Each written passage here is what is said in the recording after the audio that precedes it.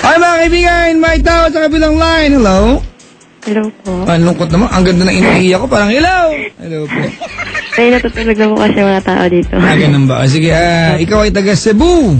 Opo. Sa Ilunjing, straight from Cebu. Ang ating caller, si Aliza ng Cebu. 18 years old. Saka nagdibu? 19 na po. 19 ka na? Opo. Malamang dati kang 18. Congratulations. Saan ginanapang dibu ang party ni Aliza? Ay, wala pong party. Ay, ano lang, pinera mo na lang. Hindi po. Konting salo-salo lang po. O, party pa rin yun. Medyo. Ano hinanda mo? Ay, nung nagdebo po ako last year, sa bar lang. Social, nakapag-rent ka ng bar. Ay, hindi po. Ano? Tinit po ako ng boyfriend ng, foreigner ng pinsan ko. Foreigner. Ng pinsan ko. Ganon. Trinit niya po kami. Ano regalo ni Ma'am Chan ni Dad sa'yo?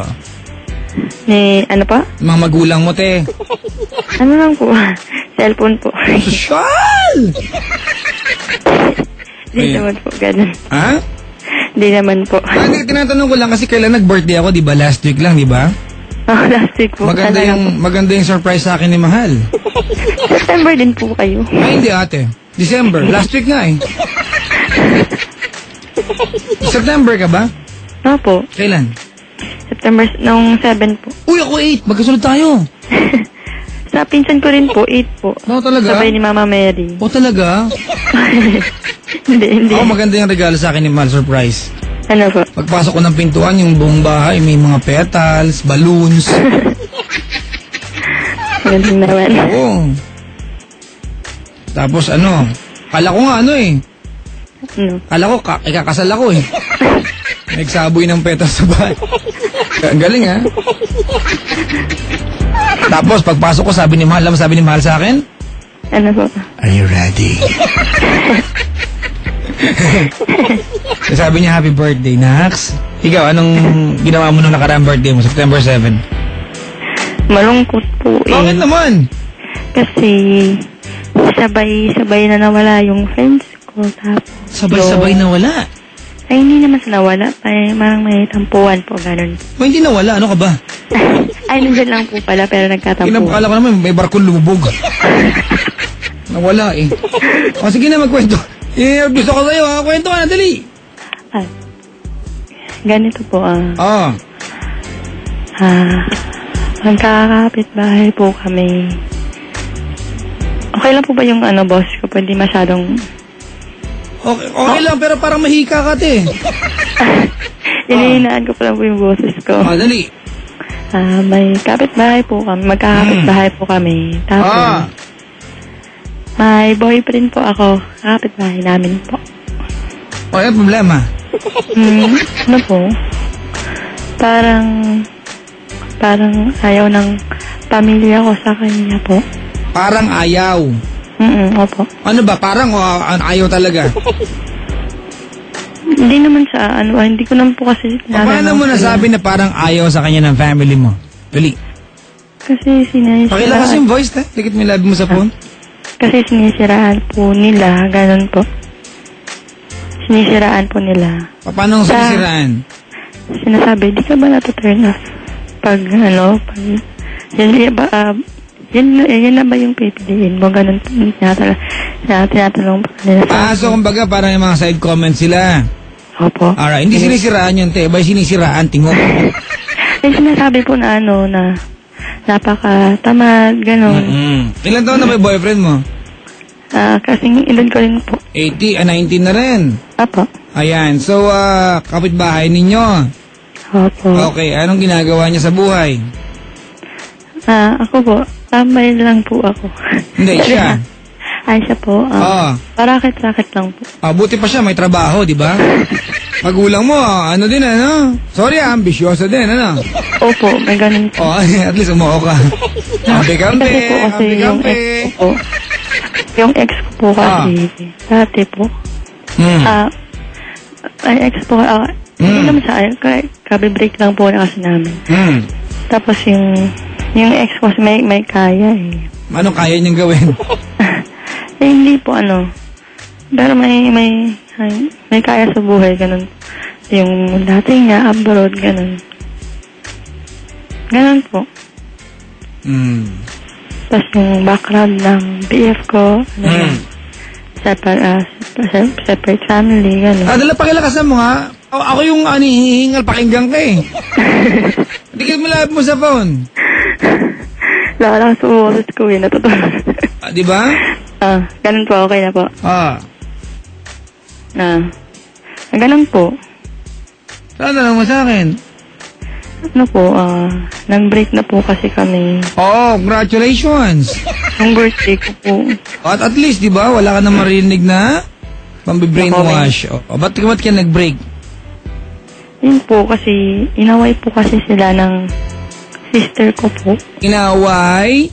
Siya ng sister mo? Hindi naman siya, yung kaibigan ng barkada din namin, tapos sinabihan siya na yun yung sabi. Teka lang, at naguguluhan ako. So, iba ang tao ang dahilan, ba't kaya naghiwalay? Kasi po yung, ganito po yun, may barkada po kami, tapos may babae. May kaibigan po kami babae, tapos yun po yung inaway ng kapatid ko po. Yung kinalaman niyo magjowa doon? Yun po, kasi parang na-offend din yung... Sino nakipag-break? Siya po. Siya? Opo. Okay. So nakipag-break siya dahil nag-away yung ate mo at yung kaibigan niya? Sinali po kasi siya sa usapan. Anong kinalaman niya sa usapan? Naguguluhan ako, chismis ito eh. Anong kinalaman niya sa usapan? Ano po, sinabi daw na ganito lang yung kaya niya, tapos hindi niya ako kayang buhay. Ganun po. Tapos na-offend na po siya. Nakipag-iwalay siya? Ano po. Yung ate mo, ano naman dahilan? Ba't siya nang gano'n na ng tao? Ano po? Yung ate mo, anong dahilan? Bakit siya nang gano'n na ng tao? Bakit siya nakipag-away ng lait ng tao? Yun nga po yung nakakainis eh. Ba't ba kayo kaalam? Ganun po. Teka, ganito, mga kaibigan ito, magkatanong lang po ako, ito, walang masama dito, hindi ko alam kung, Alisa, kung kaya mo sagutin ito, pero bahala kung hindi mo kaya o kaya mo sagutin. Kasi, minsan kasi, pag tayo magulang kapatid, di ba? Gusto natin na yung ating wag-anak makatagpo ng ganitong magmamahal sa kanya, di ba? Opo. Parang sa'yo, mga mag-anak mo, di ba? Pero, sagutin mo nga kung ano bang special sa'yo para maghanap sila ng special na lalaki. Tambay ka naman pala. Sorry mga kaibigan, ha? Kasi nagkakalaitan eh. Gusto lang kita laitin din para alam mo yung alam mo yung pakiramdam. Ano meron kay Alisa para ipili ka ng maaarte mong kapatid ng magiging jowa? Ano nga po eh. Ano meron sa'yo? Di ko po alam. I know you are special, di ba? You have your own charm, di ba? Pero parang nagkakalaitan ng pagkatao ng... Oo nga po. Na parang nakakainis po na pagkatao ng isang tao, yung nilalait, yung buong pagkatao niya. Parang nakakainis din eh. Ganun po. Anyway, ang tanong mo ay? Ano po dapat kong gawin para hindi na po siya, kasi yun pa rin pong parating nasa isip niya, ganun po na. Iba hiwalay na kayo? Opo, hiwalay. That's no longer your business, hayaan mo na siya. Kaya po. The best you can do ngayon, Alisa, is mag-sorry sa kanya sa ginawa ng walang yamong kapatid. Oo nga po. Diba, mag-sorry ka on behalf of your sister, diba? Pero, pasensya na po, parang ito, away bata ito, sa ilon siya, Oo nga po. Away bata ito, at very immature. Sa bagay, 18 pa lang kayo. 19, diba? Ate mo siguro, mga 21, 20. Opo, 20. Diba? Kasi ayaw niya kasi ako pag lumalabas ng gabi, ganun. Wag mo naman kasing gawin yun, te. Probinsya yan, eh. Normal lang na meron kayong kahit pa paano, meron kayong rules. Alright? Pero kasi minsan mga kaibigan, dahil ba broken family, magulang hiwalay, kasalanan ba ang anak? Parang... Diba? Ako, di ko naman tinitingnan yung ganyang, estado ng buhay ng tao. Kung gusto ko yun po talaga, gusto ko yun. Wala na po, laitin, ganun po.